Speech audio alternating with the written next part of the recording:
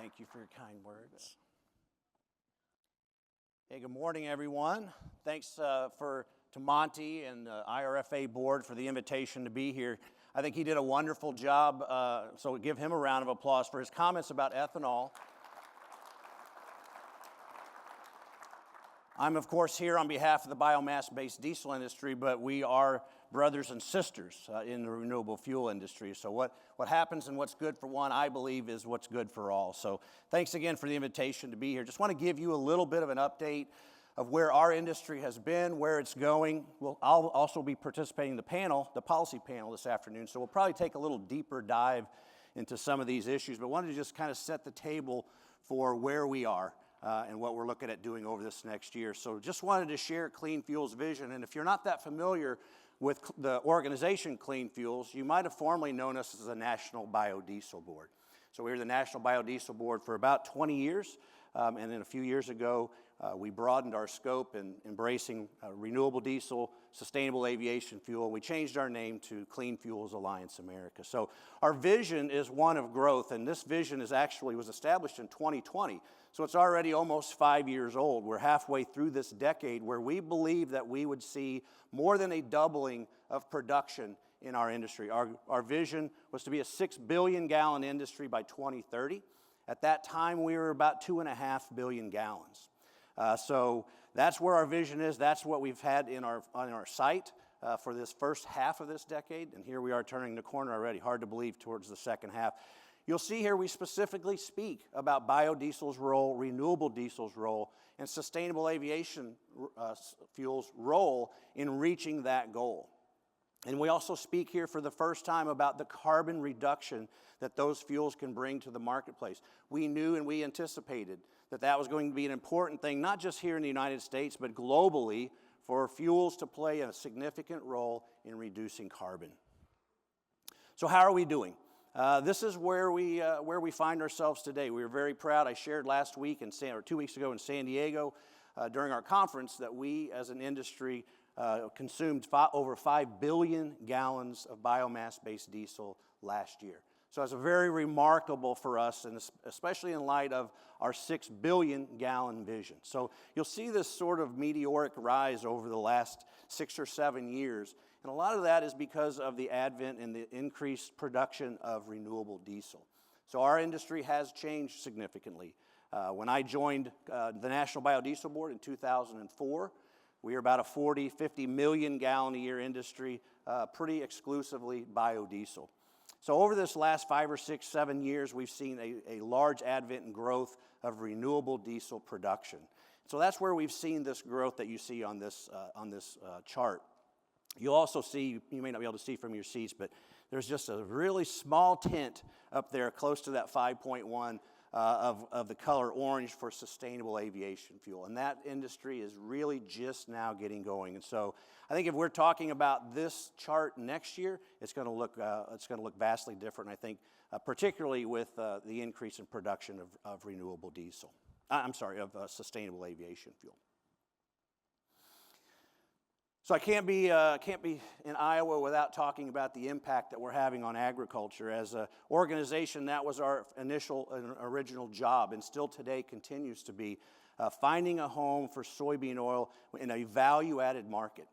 So this chart kind of takes you back to closer to our origins, 2000. So over the last 25 years, where is soybean oil? What role has that played in our industry, but also in the food industry? And I think what you'll see here is the critical role that the biomass-based diesel industry has played in taking that excess production of soybean oil and giving it a really positive home in an industry like ours that's producing some of the cleanest fuels in the marketplace. That's something that we continue to want to see happen. We've seen continued growth in soybean crush. I know you all are probably way more familiar with that than I am, but it's a significant amount of crush expansion that's underway. And I believe a lot of that, the ability for those plants to make those economics work is because of the growth in our industry that you saw on that last chart. So speaking of soybeans, there's been a lot of debate, a lot of question, especially over this last year as our industry has grown, the biomass-based diesel industry has grown. We have seen a large increase in imported feedstocks. So when you think about our industry, I always call it the big five. When you talk about feedstocks, soybean oil leads the way, certainly. Then you've got used cooking oil, animal fats, distillers corn oil, and canola now. And so those are kind of what I refer to as the big five. Over this last couple of years, as we've seen that production grow, as I mentioned, we have seen an increase in imported feedstocks filling that demand gap. So I wanted to share with you, though, where we see things are from a soybean perspective, because it has been very challenging for our industry. Again, it's not natural for us as an industry formed to, or as a trade association formed to support the domestic feedstock industry, to have this give and take, this lack of balance maybe in imported and domestic feedstock. So this chart, and by the way, I'll make all of these PowerPoint slides available to all of you through Monty and his group. So happy to do that when we're finished here. But what this chart was telling us last year was that the soybean crush industry was crushing nearly at capacity. And that we as a trade association, as an industry, we were utilizing all of the soybean oil that we could get our hands on. As you know, the food industry is the major consumer, and always must be the major consumer of soybean oil.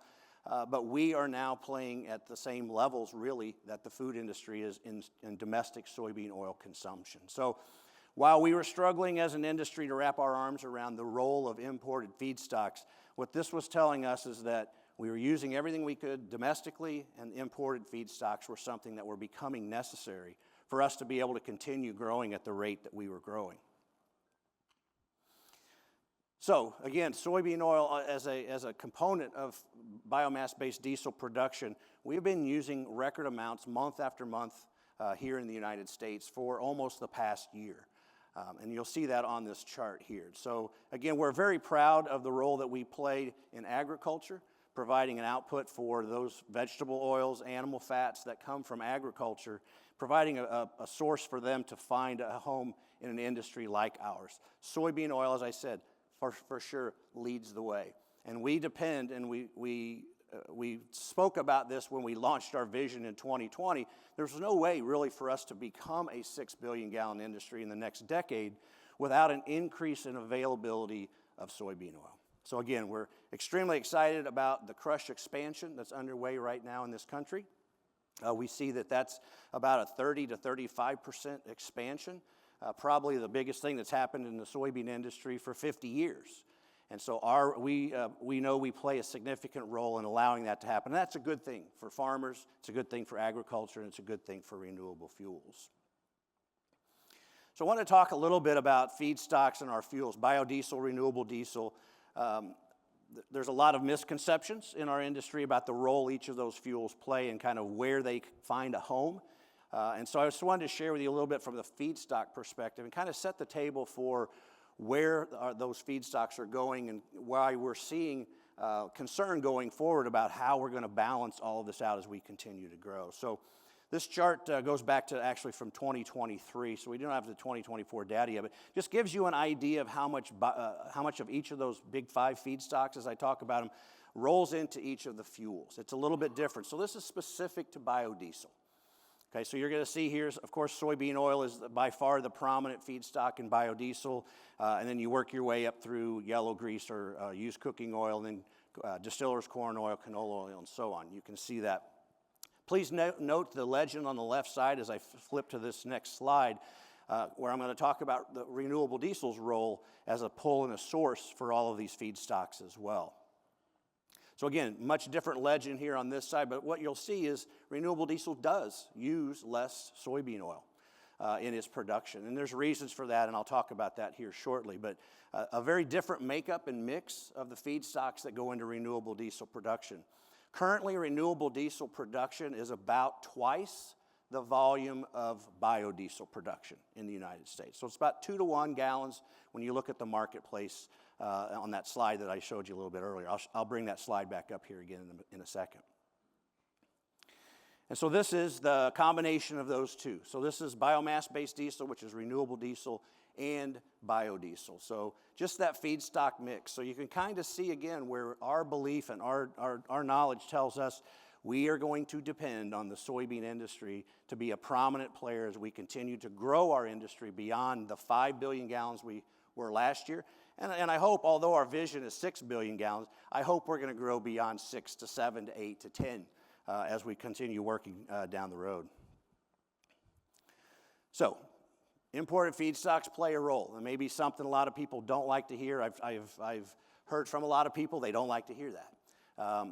So I wanted to share with you all, though, kind of, again, a slide here that shows why and where we find our industry at this moment. So back to the kind of the big five here. This slide is adding up on the left side in the blue all of the feedstocks that we have available domestically. Okay, that's all of them available domestically. And then in the orange, we start to reduce those same feedstocks because we have other industries like food and feed who have a need for those same exact feedstocks, and we do not want to get in their way. It's not going to be good for an industry like ours, relying on policy and regulation to be entering into the fray with the food and the feed industry. One of the challenges that we've tried to avoid, take specific effort to avoid, is always this conception of food versus fuel. When we get into that issue with policymakers, it's a very problematic conversation for us. So we do not want to be in the position where we are accused or finding the industry pulling more than it should be able to pull from these pools.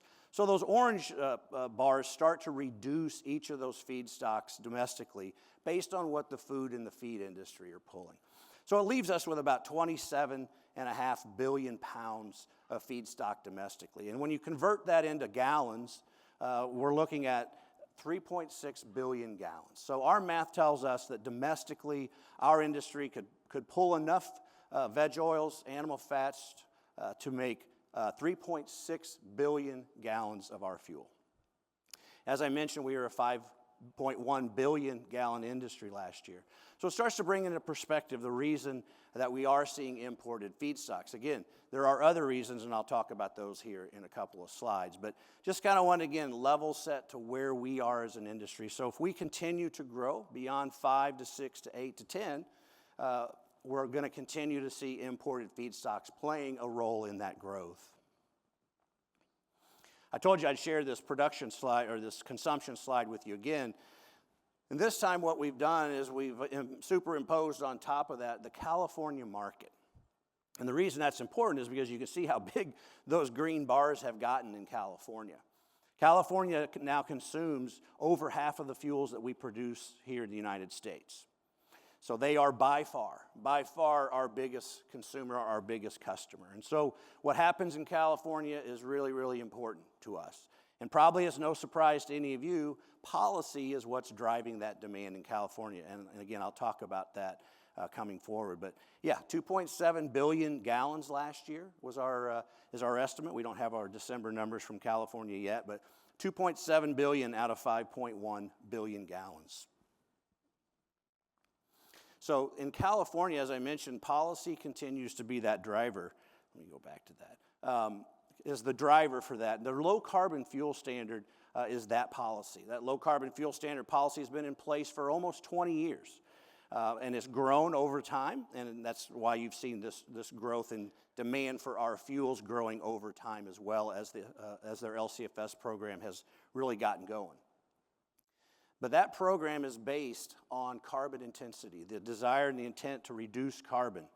So California has gone to the trouble to score every single feedstock and every single fuel that comes into their state.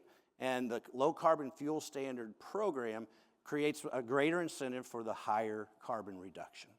So again, our renewable liquid fuels are playing a significant role. Our fuels, biodiesel, renewable diesel, are now over 70% of the entire diesel pool in the entire state of California. So if you went out to California today and pulled up to a pump and wanted a gallon of diesel fuel, you'd probably have a hard time finding it. Because quite frankly, it's going to be easier to find biodiesel, renewable diesel, or blends thereof rather than just straight diesel fuel. So that program, the LCFS program in California, has been instrumental in the demand for our fuels, and we're seeing other states that are now mirroring what California's done. Oregon, Washington, New Mexico, and there's a series of states right now, Massachusetts, New York, Minnesota, Illinois, quite frankly, who are also looking at some semblance of a low-carbon fuel standard program. So the whole situation of carbon intensity and scoring of that is here to stay. And so our goal as a trade association is to make sure as states and now the federal government weighs into carbon reduction, that they do it in a way that actually really works. And we'll talk about that, I'll talk about that here briefly, and I know we're going to talk more about these carbon intensity efforts at the federal and the state level. As I mentioned, it plays a significant role when you look at how California has gone about it. It honestly has not been that fair to agriculture, has not been that fair to soybeans. And so we have been trying to lead a charge along with the soybean industry to challenge California on that. Let's not allow them to continue to perpetuate misconceptions about U.S. agriculture, production, and the carbon intensity improvements that agriculture can actually provide to the renewable fuels industry. So my take on California, although they're our single largest customer, they're a reluctant customer of our liquid renewable fuels, right? They really would like to see electrification take on a bigger and bigger and bigger role in their decarbonization efforts. So it's up to all of us to try to make sure that California is being fair to those who have brought them to the dance. We are over 45% of the credits that are generated under the Low Carbon Fuel Standard Program in California are generated by our fuels. So we brought them to this dance, and I think we should stand for ensuring that we have a continuing long-term role in the Low Carbon Fuel Standard Program in California. And also importantly, that we don't allow California to get things so wrong that then allows other states to adopt that incorrect policy. So there's some efforts underway, and there's been some recent rulemaking in California that have been very detrimental to U.S. agriculture, to vegetable oils in particular. And that's something that Clean Fuels is considering as we speak, what our next steps should be to make sure that California is reminded of the role our fuels play and have played in their decarbonization efforts. You'll see there on what I call the little yellow Post-it note. It's just a calculation that we've made of kind of how significant some of the policy decisions that California has made and put into their low carbon fuel standard program, how detrimental those things are to soybean production, soybean oil, and soybean oil use. So if you look back on the slide I was talking about earlier where renewable diesel is a smaller consumer of soybean oil, this is why. This right here is why. California has put a greater value on biodiesel or renewable diesel made from used cooking oil than they have for those same fuels made from soybean oil. So there's some things to be fixed in California, and as I said, we have those efforts underway, and we'll be needing all the help we can get over these coming weeks and months and years to try to get California back to some level of normalcy. Now I'll hit real quick because we're going to talk about this more in the policy panel later this afternoon, I guess right after lunch. 45Z is the federal tax credit program. If you're familiar with our industry, you know for a number of decades now we've enjoyed $1 a gallon blenders tax credit. It's kind of made things work very well in the marketplace. The federal government during the IRA, as part of the IRA bill a couple years ago, have replaced that with what we now refer to as 45Z. So that is our new clean fuel production tax credit. And it's ours, but it also belongs to potentially the ethanol industry, the SAF industry, the renewable gas industry. So it's sort of supposed to be more fuel agnostic. But again, it's all wrapped around now carbon reduction. So whereas before we had $1 a gallon blenders credit that everybody knew about, very transparent, everybody knew it was there, knew how it worked, it's now been replaced as of January 1st with 45Z.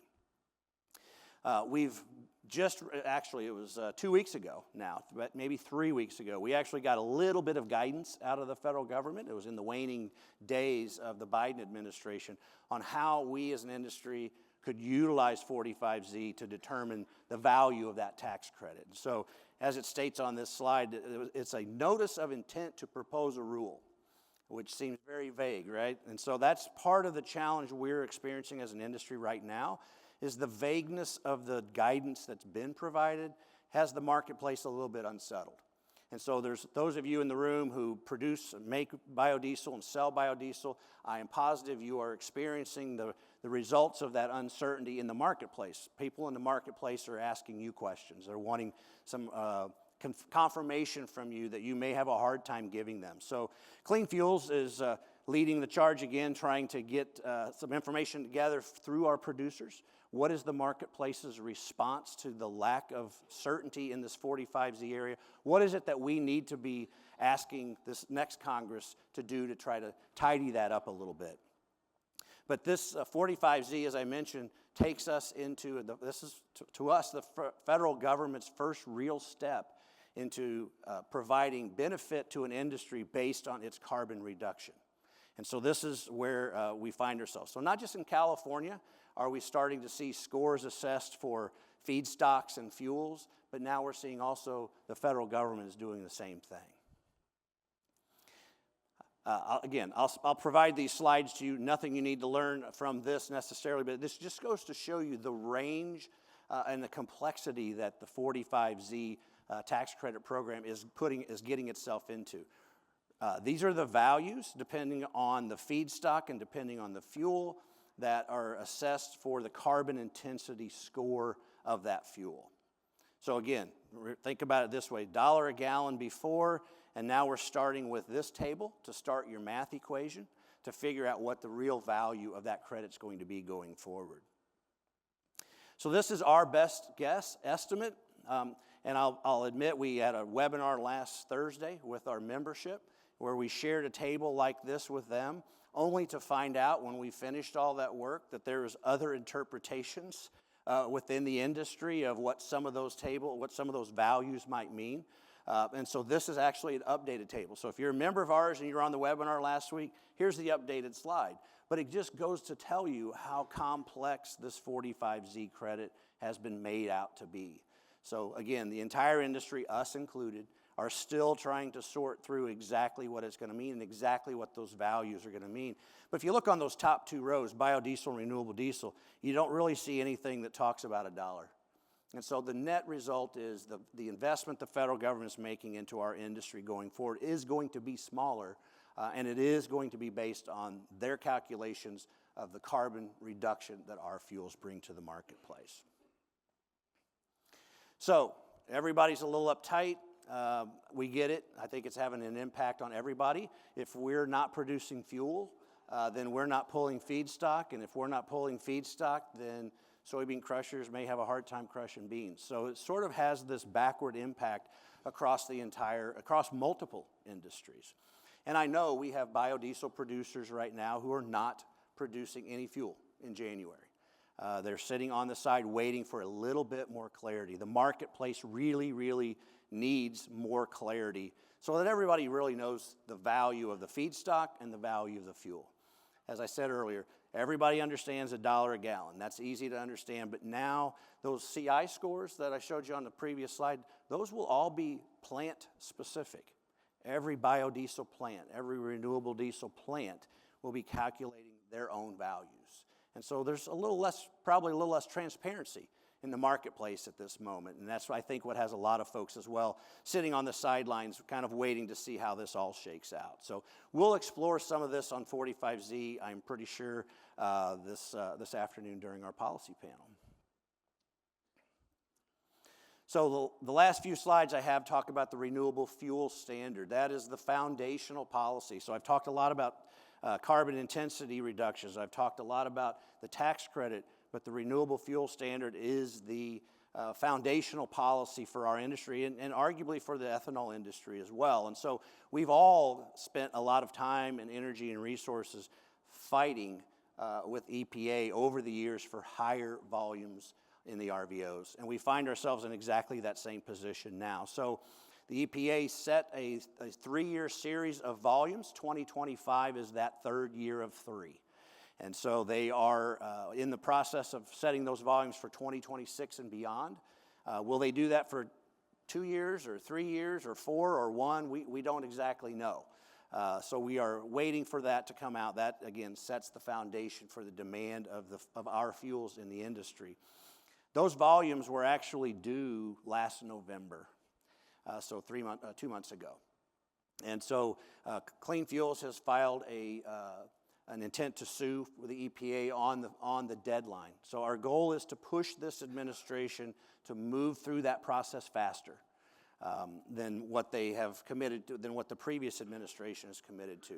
We need to know those volumes, and we definitely need to know them sooner rather than later. So stay tuned to that. We'll be sitting down with the EPA and Department of Justice soon to talk about those next steps and negotiating that timeline to get these RVOs set. But this slide here starts to show you where this last 3 years was, and as an example, and then also where our production actually is. And so as an example, last year, 2024, the RVOs that were set for that year for our volume, that 3.04, we reached that volume of fuel in August, the first or second week of August. So that's how far the EPA missed the mark last year. Now, part of that may be because they were setting volumes for 3 years. Hard to project, hard to predict, but we're going to need them to do a much better job this time around. And so, again, something for all of you to pay attention to as we try to circle the wagons and try to get everybody excited about pushing for those higher volumes and pushing for those volumes sooner rather than later. You all will have a significant role in that. And so that's it for me. I've got, again, what your takeaways, the tax credit, the uncertainty there is something we need everybody paying attention to, how we get this next Congress to provide that clarity that we're needing around there, to put a little more meat on that bone maybe, and then the RVOs as well, and watching that space of feedstocks to make sure that we have the ability to continue to grow, to continue to play an increasing role in carbon reduction in this country. So thank you to all of you who have any role in the renewable fuels industry. God bless you all. It's never an easy run. It's always a big challenge, and I think so for all of you in here who have played a role in this industry over the last decades, congratulations to all of you, and thank you all for having me.